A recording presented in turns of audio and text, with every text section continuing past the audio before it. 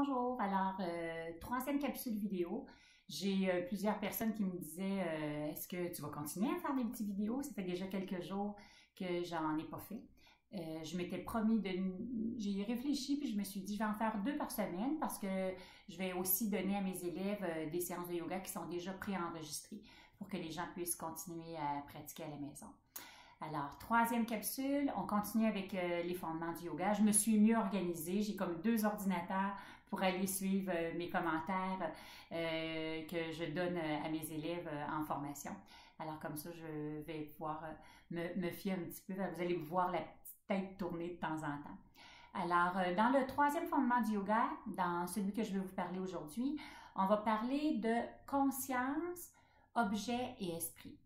Dans le dernier vidéo, je vous disais qu'il y avait à l'intérieur de nous 2 éléments, à l'intérieur de nous mais aussi autour de nous, une partie intérieure et extérieure qu'on appelle la prakriti, qui veut dire que tout change, c'est la matière, en yoga on appelle ça la nature, la matière, tout ce qui bouge, tout ce qui se transforme, qui peut être stable, mais qui peut aussi être de nature plus volatile, comme les émotions, comme les sentiments, comme tout ça, c'est de nature qu'on nomme la prakriti. Mais il y a à l'intérieur de nous aussi une petite partie immobile, stable, sur laquelle on peut aller se déposer. D'ailleurs, c'est tout le processus, dans le fond, qui est présent souvent dans la méditation, dans le yoga, dans toutes ces idées vraiment de retour vers soi. Alors, on l'appelle en yoga le purusha, mais vous pouvez lui donner le nom que vous voulez. Alors, on dit que le processus de perception a toujours son origine dans notre esprit. Alors, tout ce qui peut être perçu, comme notre activité mentale, nos organes sensoriels, le corps, tout ça, ça fait partie de la prakriti. Du plus subtil au plus grossier, du germe à la plante, tout ça, ça fait partie de la prakriti. Ce champ, qu'on appelle la prakriti, est là pour nous servir de lieu d'expérience, parfois agréable, parfois un peu moins agréable, pour le témoin, mais aussi pour permettre à celui-ci d'être plus libre et de s'en dégager. Alors, un autre exemple que je pourrais vous donner par rapport au purusha et à la prakriti, c'est pour vous montrer comment est-ce que les deux sont nécessaires dans notre vie, c'est imaginez que vous êtes pris en forêt et puis il y a 2 personnes. Il y en a un qui est complètement aveugle et l'autre est handicapé et n'a pas de jambes. Alors, celui qui est aveugle a besoin de celui qui a les 2 jambes pour pouvoir se diriger. Mais l'autre aussi a besoin de son opposé. Alors on dit, le purusha et la prakriti, c'est la même chose. On ne pourrait pas dire comment ça se fait qu'il est allé sacrer là, ce Moses de purusha-là, si tout le reste peut amener de la souffrance ou de la perturbation. Mais parce que pour que le purusha puisse se manifester, il a besoin de la matière. Parce que c'est une énergie qui n'est pas solide, le purusha. C'est quelque chose qui est de nature spirituelle, de nature plus pas tangible. Alors, pour que le purusha il puisse vraiment se manifester, il a besoin d'avoir la matière. Alors, comme je disais, c'est pas parce qu'à un moment donné, on n'a plus besoin de béquilles ou on n'a plus besoin d'un lit pour dormir qu'on va laisser éliminer tous les lits de la planète et toutes les béquilles de la planète. Alors ça, c'est un peu l'idée de purusha et prakriti. Maintenant, on dit que pour être en contact avec cet élément-là qu'on appelle le purusha, on doit se donner des outils. Bien entendu, la méditation, le yoga, la concentration, ce sont tous des très bons outils. Mais l'outil par excellence, c'est de se servir de son fameux mental. Vous savez, là, la petite partie de nous là, qui nous joue des tours, là, qui nous fait souvent partir dans toutes sortes de scénarios, là, le fameux mental. Alors, on dit que le mental, c'est un élément très, très important. Puis, dans le mot mental, d'ailleurs, on dit qu'on pourrait retrouver le mot mentir. Parce que le mental, souvent, il nous ment. Il nous ment, puis il nous fait aller dans toutes sortes de directions, qui n'est pas nécessairement la direction qui est juste et qui est vraie. Alors, le mental, il nous joue des tours. En yoga, on dit, le mental, c'est un très bon serviteur, mais c'est un très mauvais maître. Le problème, c'est qu'on l'a laissé devenir le maître. Alors, c'est lui qui dirige notre vie. C'est lui qui décide à toute heure et moment si on doit être heureux ou malheureux. Alors, en yoga, on essaie vraiment, c'est d'ailleurs tout le travail du yoga. En yoga, on dit la deuxième petite phrase dans la philosophie du yoga, dans le grand livre de Patanjali, ça dit « Hatha Yoga Nushasana » et puis après ça dit « Yoga Chitta Vritti Nirodha » qui signifie le yoga, c'est de trouver la possibilité d'arrêter les fluctuations du mental. Ça ne veut pas dire qu'on va éliminer le mental, ça veut juste dire qu'on va trouver un moyen de mieux stabiliser le mental, de mieux l'orienter pour qu'il arrête de s'en aller dans toutes les directions, que ce soit lui le boss. Parce que le boss, normalement, ça ne devrait pas être le mental, ça devrait être quelque chose qui est beaucoup plus stable à l'intérieur de nous. Et c'est tout le travail qu'on a à faire. Je trouve que on a vraiment une belle opportunité là, de travailler avec son mental, puis de voir comment est-ce que le mental, souvent, il peut nous jouer beaucoup de tours, puis nous amener dans des peurs ou dans des scénarios, puis dans de l'ignorance. Puis vous allez voir, ça va être le prochain sujet, là, parce que le mental, il peut nous amener dans beaucoup de bonheur, mais aussi, il peut nous amener aussi dans beaucoup de souffrance.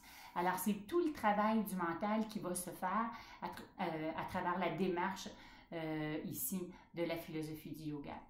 Imaginez vraiment que si mon mental il est coloré, si mon mental est coloré de la couleur rouge, alors c'est sûr que tout ce que je vais voir à l'extérieur, c'est comme une paire de lunettes qui est teintée. Si mes lunettes sont teintées rouges, c'est sûr que ce que je vais voir, ça va être coloré un peu rouge. Même si une autre personne à côté de moi, elle a des lunettes qui sont bleues, elle va voir le même objet que moi, mais elle va le voir de couleur bleue. Alors, c'est pour ça qu'on dit que le travail, c'est pas nécessairement de penser que tout ce qu'on voit, c'est juste et réel. C'est de voir que souvent, sans s'en rendre compte, souvent, notre mental, il est coloré. Il est coloré par quoi? Souvent, par notre imaginaire. Souvent, notre mental, il peut être coloré par nos peurs. Il peut être coloré par des blessures, il peut être coloré par nos expériences passées qui ont laissé des traces à l'intérieur de nous. Fait qu'on ne voit pas les choses exactement telles qu'elles sont, mais on les voit à travers le processus mental. Et tout le travail, c'est d'essayer de nettoyer. Moi, j'imagine ça comme ça. J'imagine que dans ma tête, il y a tout ce qui est déposé dans mon mental. Mes souvenirs, tout ce que je suis en train de vivre, tout est dans mon mental. Mais quand je pratique, ce que je fais, c'est que j'essaie d'enlever et d'éliminer de mon mental tout ce qui n'est pas nécessaire, tout ce qui est faux. Ça s'en va, toute seule, ça s'élimine. Et tranquillement, ça laisse de la place dans mon mental pour laisser entrer des nouvelles informations, des informations qui sont plus justes.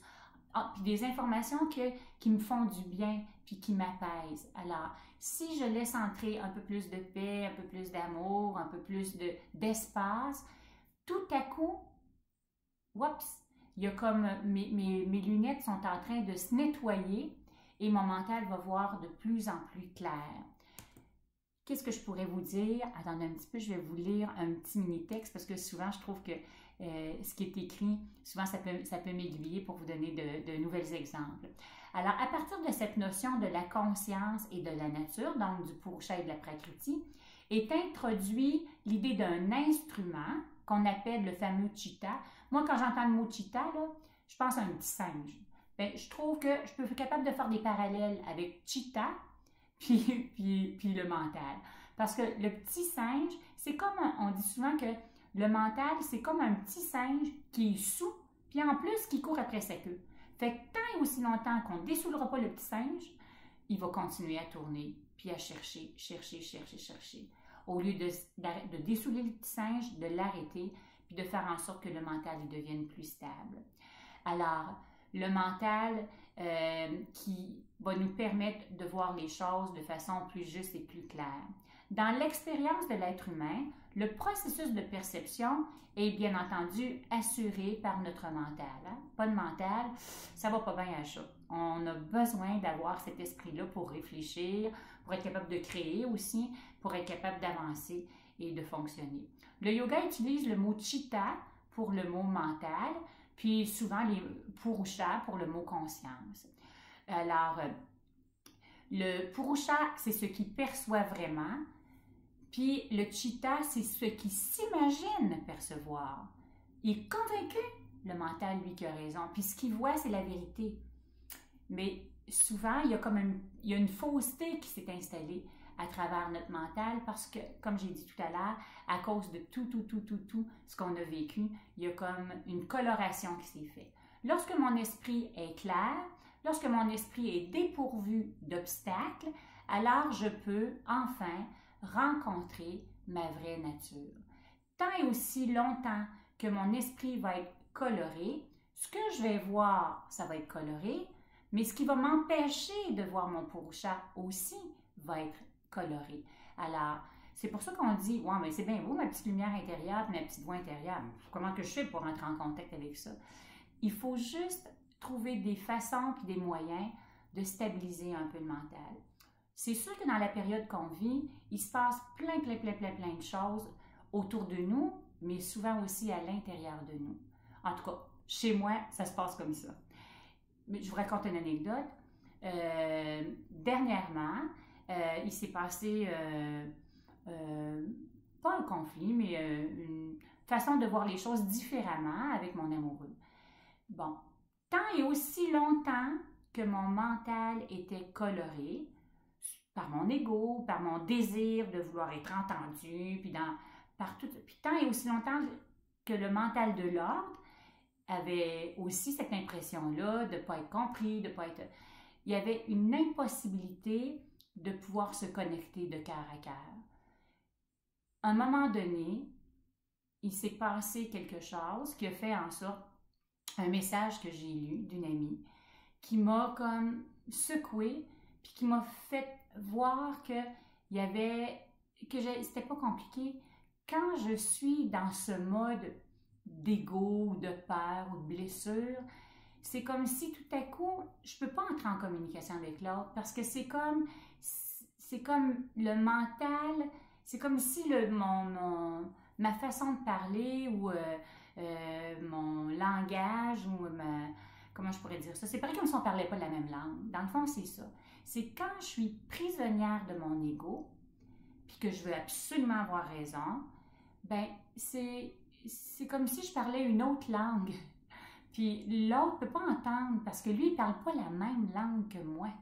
Fait que je dois trouver un moyen de réajuster les choses pour qu'on puisse se mettre au diapason et parler la même langue.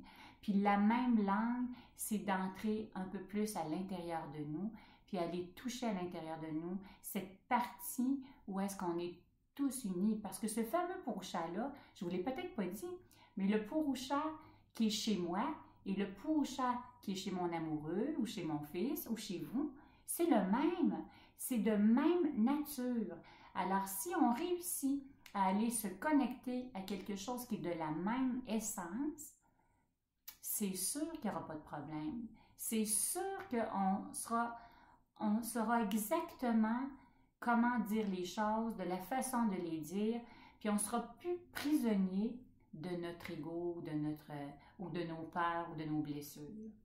Alors ça, c'est de comprendre le processus du mental et de se rappeler que on peut bien changer plein de choses autour de nous, mais le plus important, c'est d'essayer de trouver une façon de venir stabiliser ce qui se passe entre les deux oreilles, le processus mental qui peut être mieux contrôlé, mieux dirigé, comme un petit chat sauvage qu'on vient essayer d'adoucir, de comprendre, puis de mieux aiguiller. On vient dresser le mental. Alors, c'est tout le travail du yoga qui nous permet vraiment la compréhension de venir mieux stabiliser le mental.